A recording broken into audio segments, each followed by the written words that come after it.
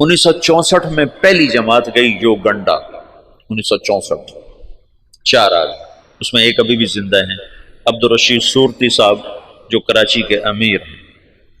تو کہنے لگے وہاں ایک بہت بڑے شیخ تھے، ان کی ہم گئے ملاقات کے لیے، تو ان کا بہت بڑا ہال کمرہ تھا، وہ مریدوں سے بھرا ہوا، اور ایسے مراقبے میں بیٹھے تھے، ایسے بالکل گردن ایسے جھکائی ہوئی تھی۔ ہم 4 آدمی کمرے میں داخل ہوئے، اور یہ پہلی جماعت ہے، آج تک کوئی کسی کو پتہ ہی نہیں کہ تبلیغی جماعت پاکستان میں کوئی نہیں جانتا تھا 1964 میں، باہر کون جانتا، اور یوگنڈا۔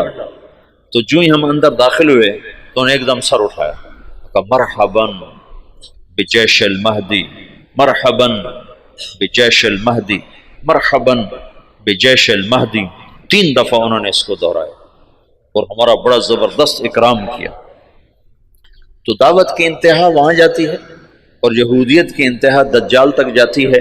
یہ دونوں طاقتیں جب ٹکرائیں گی تو اللہ دجالی فتنے کو ختم فرمائے گا، اور ایمان اور ایمان والوں کو اللہ تعالیٰ عزت اور بلندی عطا فرمائے گا۔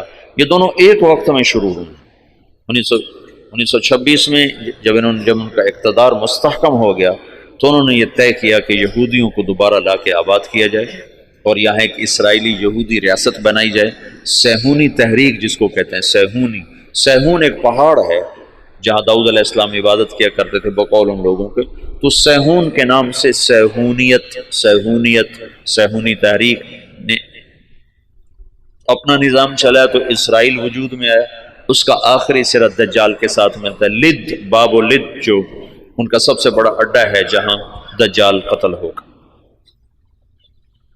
تو اللہ تعالیٰ نے مولانا الیاس صاحب رحمۃ اللہ علیہ سے دعوت کو اس وقت اٹھایا جب دعوت کے نام کو جاننے والے علماء بھی نہیں تھے، وہ بھی اسے اوپرا سمجھتے تھے، اور ان کے ہاں بھی اس پر انکار شدید تھا، لیکن اس بندے کے گشتوں نے آہستہ آہستہ آہستہ آہستہ فضا کو ہموار کرنا شروع کیا۔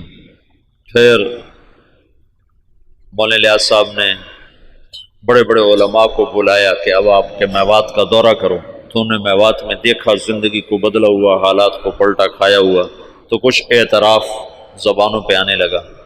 1944 میں جب دنیا سے جا رہے تھے تو میوات میں صرف، باقی نہیں، صرف میوات میں بہت اچھی فضا کام کی پیدا ہو چکی تھی، اور کچھ دہلی شہر میں۔ عبدالعاظ صاحب مولانا الیاس صاحب کی وفات سے 6 مہینے پہلے پہنچے ہیں نظام الدین، پھر اس کے بعد تبلیغ کے ہو کے رہ گئے، پھر ساری زندگی اور کوئی کام نہیں۔ مولانا الیاس صاحب کے اس وقت 6 ماہ باقی تھے، اور اس وقت وہ شدید بیمار تھے۔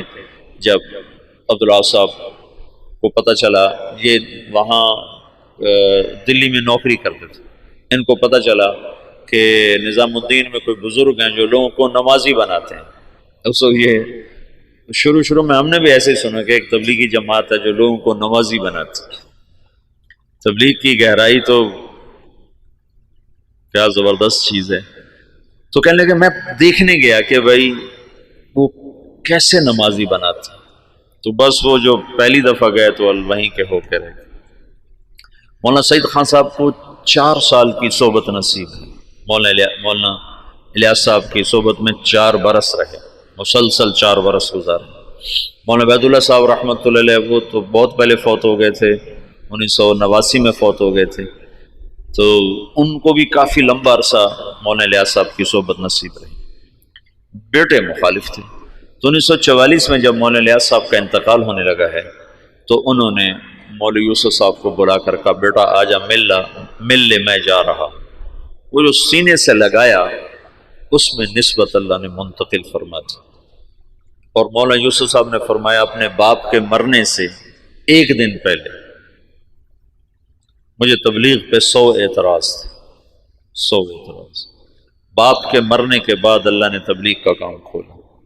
مولانا الیاس صاحب تبلیغ کے کام کو اجمالی طور پر چھوڑ گئے تھے، مولانا یوسف صاحب نے اس کو کھولنا شروع کیا۔ دن میں 18 گھنٹے بولنے والا آدمی تھا،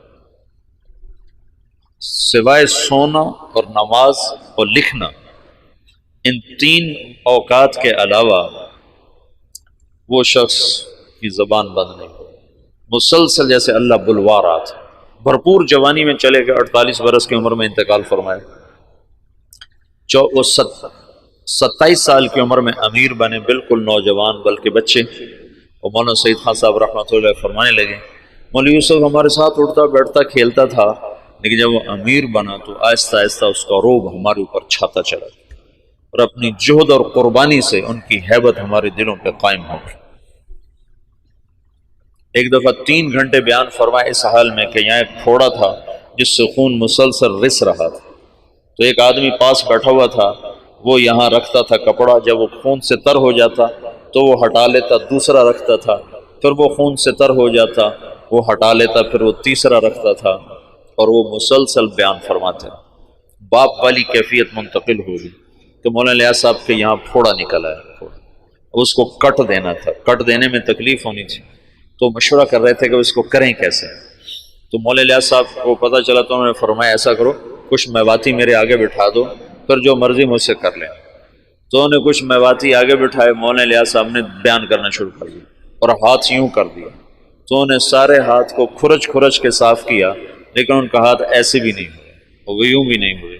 اس قدر انہماک اور فنائیت اللہ نے عطا فرما دی باپ بیٹا کو کہ اللہ نے ایک چیز کو وجود دینا تھا، ایک مدت ہوئی تھی، عوام اور خواص کے ذہن سے نکل گیا تھا، اور بس صرف اسلام کو ایک ہی شکل میں دیکھتے تھے کہ حکومت آئے گی تو اسلام آئے گا، حکومت آئے گی تو اسلام آئے گا، طاقت ہاتھ میں ہوگی تو اسلام آئے گا، ورنہ اسلام آ ہی نہیں سکتا۔ اور انقلاب کا مطلب صرف حکومت کی تبدیلی